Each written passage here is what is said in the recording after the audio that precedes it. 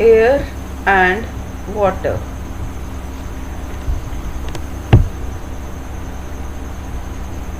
All of you know air is present all around us. और हमें सांस लेने के लिए एयर की ज़रूरत होती है. अगर एयर नहीं होगी तो plants and animals they will die. सिर्फ सांस लेने के काम ही नहीं आती एयर, इसके बिना भी और कई कामों में हम इसे यूज़ करते हैं. Like it is used to inflate tyres. Tyres में हम हवा भरते हैं. To inflate balloons and to inflate footballs. Footballs और बलून्स में भी हम एयर को भरते हैं.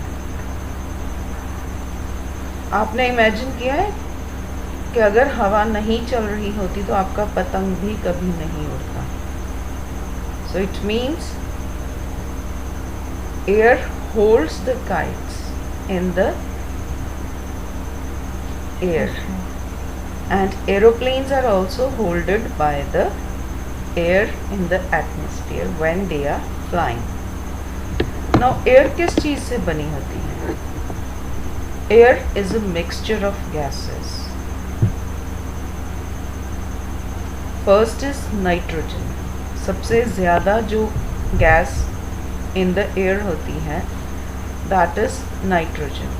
It is 78%. Second comes oxygen. It is 21%. और इसके बिना जो बाकी दूसरी गैसेस हैं like argon, carbon dioxide, hydrogen, helium, neon, methane, ये जो सिर्फ 1% बचा है ये उस हिस्से में आती है. गैसेस के बिना there are water vapors, dust, pollen grains and bacteria. These are also present in the air. जो एयर के अंदर water vapors present होते हैं those are the sources of rain and snow. Atmosphere. जो हमारी अर्थ है that is wrapped in a layer of air. और ये जो ब्लैंकेट ऑफ एयर अर्थ को सराउंड करता है that is known as earth's atmosphere. Gravity आप सबको पता ही है that it is the pull of the earth with which it holds everything towards itself. तो ये वो पुल है जिसके साथ धरती हर एक चीज़ को अपनी तरफ खींचती है. So it also attracts the air. Air को भी अपनी तरफ खींचती है. So this blanket of air that is known as atmosphere. इसका क्या फ़ायदा है? ये दिन के समय जो बहुत ज़्यादा hot large part of sun's heat धरती पर पहुंचने से उसे रोकते हैं. And during the night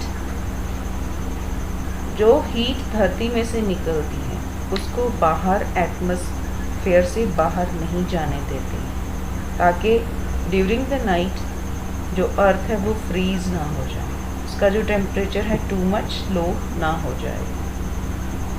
then there is one layer which is known as ozone. ये क्या करती है? जो सूरज की तरफ से अल्ट्रा वायलेट रेडिएशंस निकलती हैं ये उनको एब्जॉर्ब करके धरती तक नहीं पहुंचने देती. Otherwise these ultraviolet radiations are very harmful. They can cause skin cancer. Now talking about the layers of the atmosphere. Scientist ने एटमॉस्फेयर को 5 लेयर्स में डिवाइड किया है. द फर्स्ट लेयर जो धरती के सरफेस के साथ है so that is troposphere. Wind और ज़्यादातर जो क्लाउड्स होते हैं वो इसी रीजन में पाए जाते हैं. So those are found in the troposphere. It is up to 11 kilometers. Then comes the stratosphere. ज़्यादातर जो एयरक्राफ्ट्स हैं वो इसी लेयर में फ्लाई करते हैं और इसी लेयर में ओजोन भी प्रेजेंट होती है जो हार्मफुल रेडिएशंस को एब्जॉर्ब करती है। इसके बाद ऊपर आती है मीजोस्फीयर। ये वो लेयर है जिसमें मीटियोर्स या रॉक फ्रेगमेंट्स जो बाहर यूनिवर्स से अर्थ की तरफ आ रहे होते हैं वो एयर के साथ फ्रिक्शन के साथ they produce a lot of heat and they burn themselves. जब वो एयर में घिसते हैं तो उनमें इतनी हीट बन जाती है कि वो जल जाते हैं। कई बार वो पूरी तरह जल जाते हैं और कई बार थोड़ा बहुत बचा हुआ हिस्सा वो धरती पे भी पहुंच जाता है। Then comes thermosphere. So this is the layer जहाँ पे स्पेस शटल्स जो सैटेलाइट्स हैं दोज ऑर्बिट वो घूमते हैं to around the earth. Exosphere जैसे नेम ही बता रहा है बाहर वाली sphere. So exosphere is the upper most limit of our atmosphere, सबसे ऊंची, और बिकॉज ग्रेविटी का इफेक्ट यहाँ पे कम हो जाता है so it is the thinnest portion of the earth's atmosphere. Now talking about the properties of air. Air occupies space. Air जगह घेरती है। जैसे बलून अगर खाली हो तो वो बहुत छोटी साइज़ का होता है। व्हेन वी इन्फ्लेट इट, जैसे जैसे हम उसमें हवा भरते हैं it grows in size. It means क्या है? Air occupies space. Then it has weight. जो खाली फुटबॉल का वेट है वो भरी हुई फुटबॉल से ज़्यादा होता है और फुटबॉल में कम होता है। क्या खाली उल्टा, जो खाली फुटबॉल का वेट होता है वो भरी हुई फुटबॉल से कम होता है। जो भरी हुई फुटबॉल है उसमें क्या फिल किया जाता है? That is air. It means air has weight. Air exerts pressure. Air है जो प्रेशर एक्सर्ट करती है और इसी की वजह से we are able to drink juice with the help of a straw. जब हम सक करते हैं तो स्ट्रॉ के अंदर प्रेशर कम हो जाता है। बाहर एटमॉस्फेयर में से एयर है जो कोल्ड ड्रिंक या जूस उसे पुश करती है and it enters into the straw and we are able to drink it. Same way medicine in a dropper also enters with the same principle. अगर हम बलून में extra air भरते जाते हैं it burst. Why it burst? Because जो extra air है that is exerting pressure on the of the walls और ये प्रेशर इतना ज़्यादा हो जाता है कि बलून फट जाता है। So, air is compressed into smaller spaces और एयर है जो उसे हम प्रेशर के साथ थोड़ी जगह में फिल कर सकते हैं।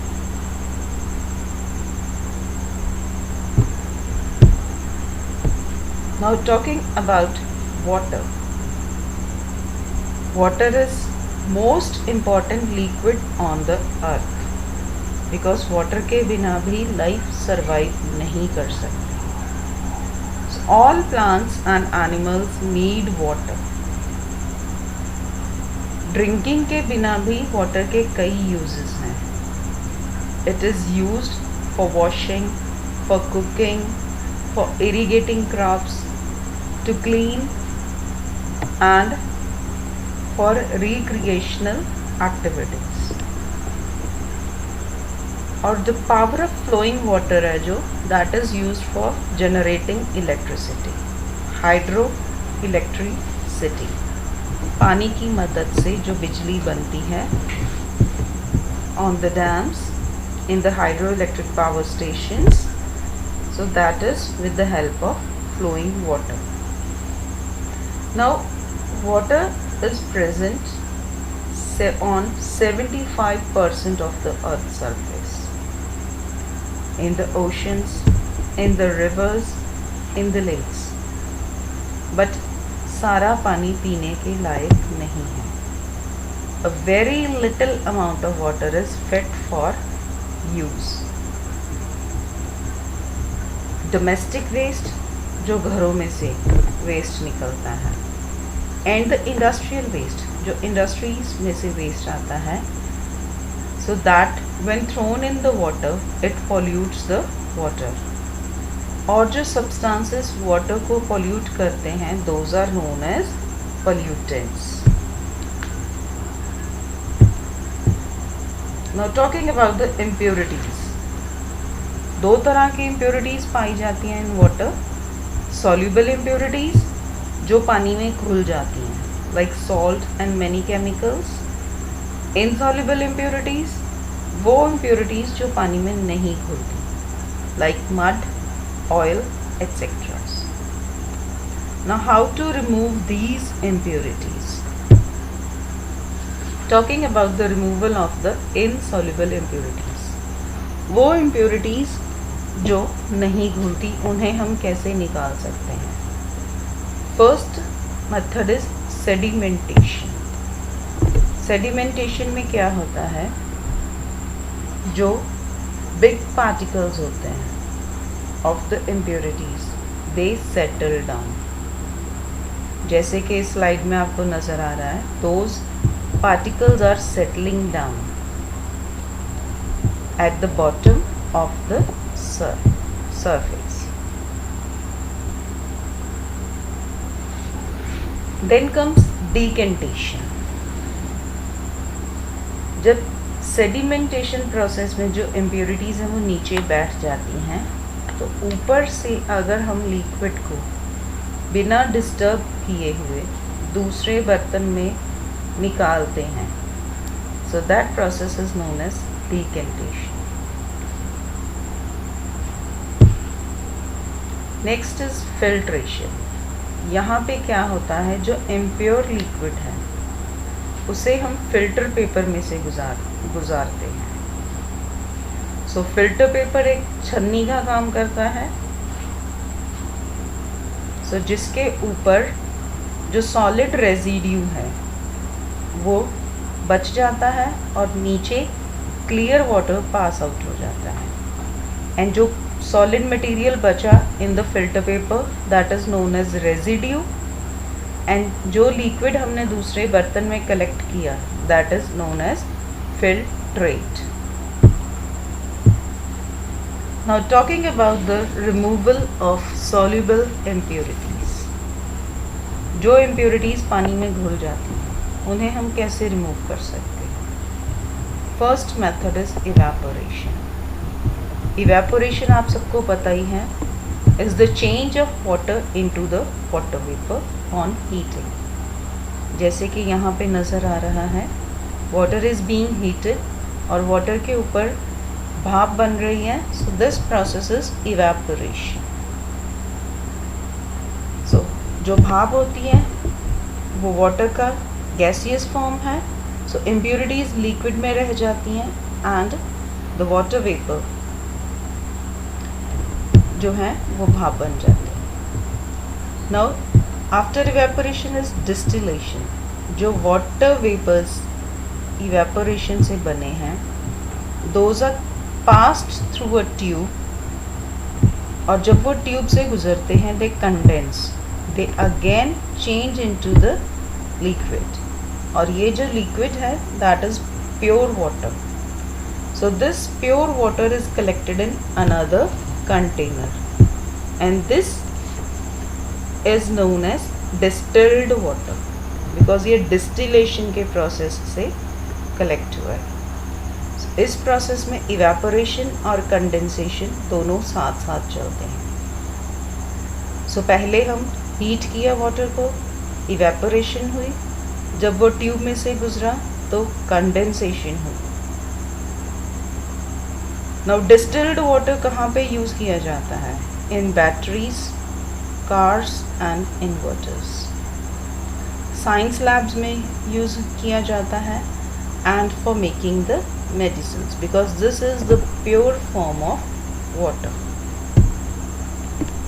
Now journey of water to our homes. हमारे घर तक पानी कैसे पहुंचता है? So we drink water जब भी हमें प्यास लगती है। ये सिर्फ हमारी प्यास नहीं बुझाता, this is essential for other body functions also, क्योंकि ये हमारी बॉडी में से वेस्ट को बाहर निकालने में भी हेल्प करता है in the form of sweat and urine. So घरों तक पानी विद द टैप्स पहुंचाने से पहले उसे साफ किया जाता है। It is made fit for drinking. जो म्यूनसिपल कॉरपोरेशंस होते हैं इन द टाउन, ये कंटेमिनेटेड वाटर उसको साफ करते हैं, because that can have germs, जिसके साथ कई तरह की बीमारियां फैल सकते हैं, like jaundice, cholera and typhoid.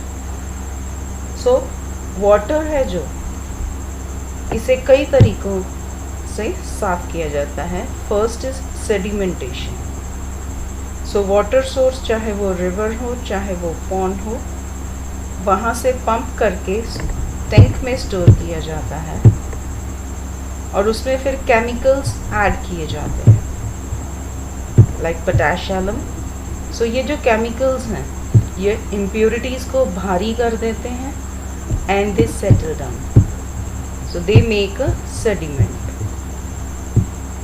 Then after sedimentation water is collected in another tank, जिसमें सैंड, ग्रेवल और चारकोल पड़ा होता है और ये जो फिल्टर का काम करता है। So water is passed through these layers और जो इनसॉल्युबल इम्प्योरिटीज़ हैं वाटर में अभी बची, वो यहाँ पे ऊपर रह जाती हैं। After that filter water is taken into the third tank, जहाँ पे उसमें क्लोरीन ऐड की जाती है ताकि जो भी कोई हार्मफुल बैक्टीरिया हो वो ख़त्म हो जाए। फाइनली इसको पंप करके स्टोरेज टैंक्स में डाला जाता है, जहाँ से फिर ये घरों में सप्लाई होता है।